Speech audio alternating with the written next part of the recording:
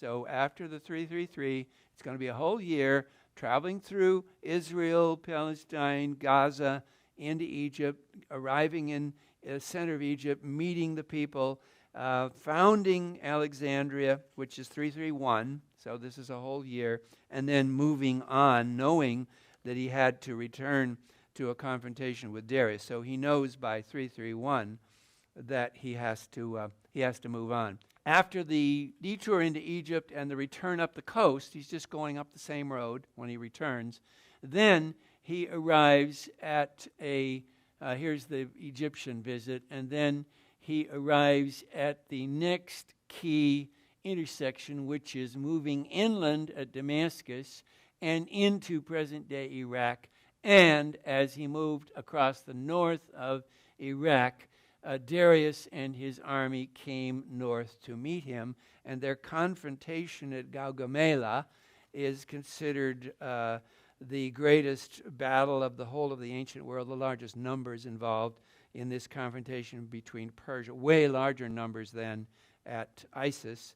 And this is felt to be the critical moment that the whole of the Middle East falls into Alexander's hands. This is the battle that will determine everything. 331, Guagamela, up there in the north, which would be in the territory now of the Kurds. So Guagamela itself is actually up there in near Kirkuk. In fact, Kirkuk, I think, is even on that map. And this is exactly where the confrontation will take place, at Guagamela, there in the north of present-day Iraq. It was, of course, a great, big, wide, open, flat, dry, not desert complete, but dry.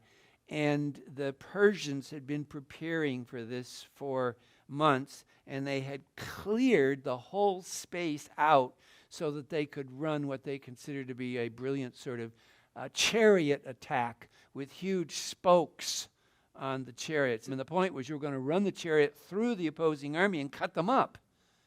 Well, Alexander knew all about them. So he trained all his men, and so when the first chariot charge came, the men just moved apart and let the chariot go right through. It was just hilarious. So here then is the great confrontation of the Battle of Guagamela, September 30th, 331. September 30th, 331. 200,000 Persians against 50,000 Greeks. I know. Sounds insuperable odds. It was psychological warfare. Alexander had used all kinds of tactics. One was surprise attacks in the middle of the night, noise, all different sorts of things that he had used to try to throw off his opponent. So as everybody approached this key battle in Guagamela, Darius was very nervous, thought that Alexander would probably maybe attack at night, which had happened before, so he stayed up all night, and so he was as nervous as could be by the morning. And Alexander went to sleep, and all the Greeks went to sleep and slept perfect. Had no intention of attacking in the middle of the night. So in this sense, Darius and his leadership were extremely badly rested and nervous. Here's, of course, our chariot, which is what Darius will be in. He'll be hearkening back to the great charioteers. Here's just a shot of Alexander leading his men in the battle. Here's another diagram of the battle. If you want to look at this later, it's everywhere on the web because this is such a famous battle. And what you see is, once again, Alexander's plan to, the two armies, of course, are lining up more or less facing each other, but with huge, larger numbers on the Persian side, and the Greeks better disciplined, better instructed, more aware of what they're going to do, more aware of the unfolding of the battle. You may wonder how you controlled such a huge army. Flags and signals of different kinds. Flag signals are one, sound signals were another, but they did have a very elaborate way of giving signals to move, not unlike what football teams have, where, 5, 4, 7, 7, X, Y, Y, Z, Z, 2, 2, 2, like John Madden does. And then everybody moves. And so the plan here was for the Greek front, as it moved towards the Persians, to spread. And the point was that the Greek left flank would keep moving out, led by his great friend Parmenion, and they would mislead the Persians into thinking that there were openings. And just at the moment that the Persian would move forward and move out a bit of formation, then Alexander would shoot right in from the right flank on cavalry, on horses. These were the winners. The cavalry people were the ones who went with him, and they were his very close friends, and they were men who fought with him every single time. And they would just ride right in and find one little opening.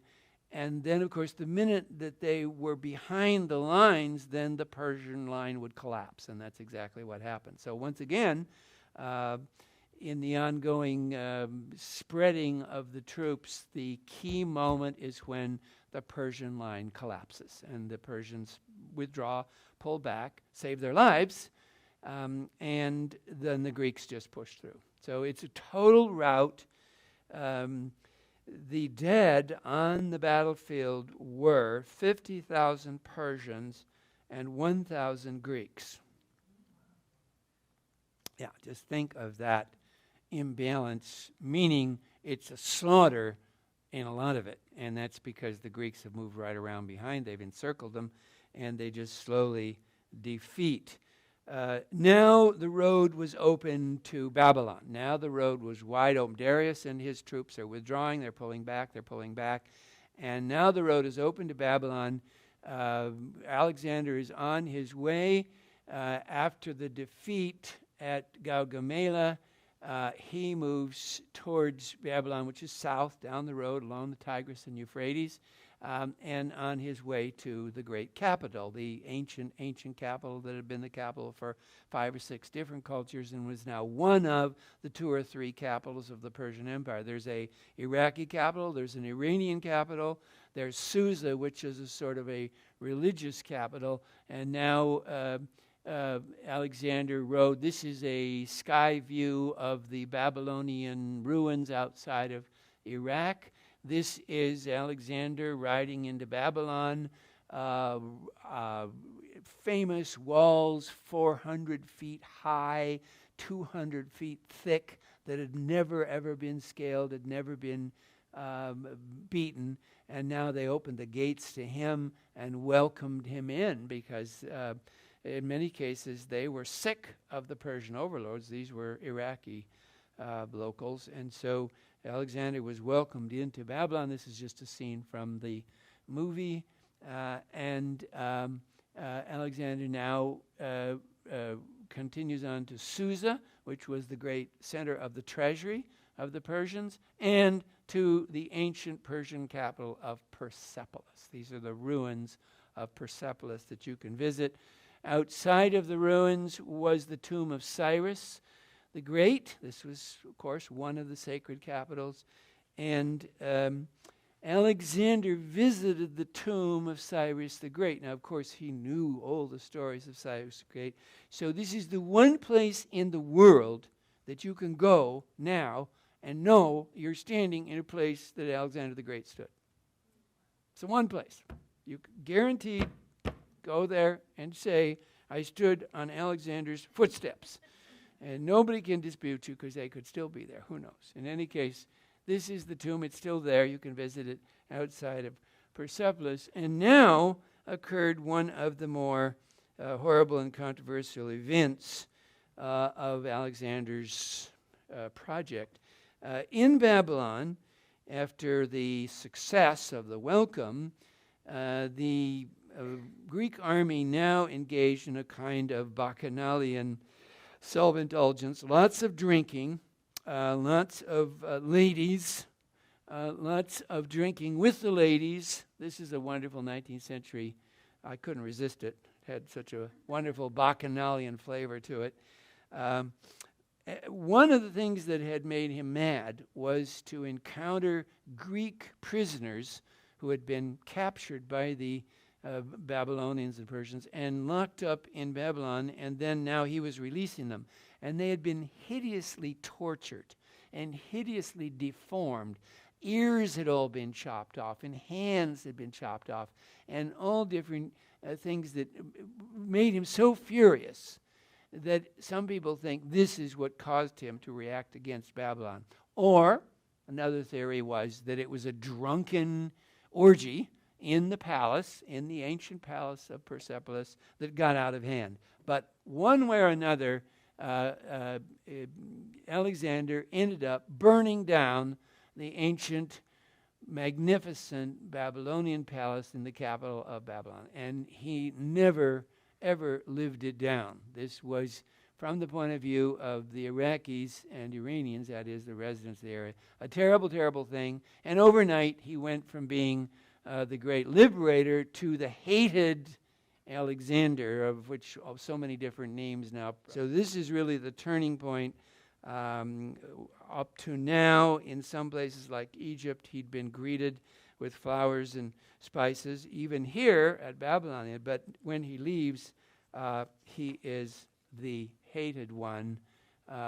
But of just down the road, he was, of course, very, very rich with having found the treasury at Susa. So the conquest of Babylon had been an enormous success for him, and now his army was so rich that it could continue the whole rest of the journey without financial problems. It was gold. It's carts and carts and carts of gold, and they just buy stuff with it. And now, of course, the question was, where was Darius? And so in these days, Darius was moving east and north into Iran, into present-day Iran. So he was returning back to Persian cities as he withdrew, as he was defeated in Iraq. At this point, he offered Alexander a peace treaty, a division of territory. This was exactly what the Greeks had been expecting. All the Greek soldiers assumed this was coming, and they were looking forward to it because it meant booty, it meant territory, it meant he would say, well, you can have this and you can have that, and then the Greeks would move in and build condos, and that was the idea. And so the offer came, and the offer was peace, let's have peace, and I will give you the Middle East, Asia Minor, and Egypt. And his great general Parmenion brought him the offer. The Persians had come to Parmenion. He was out the front, and he brought the offer. And he said, Alexander, if I were you, I would take it.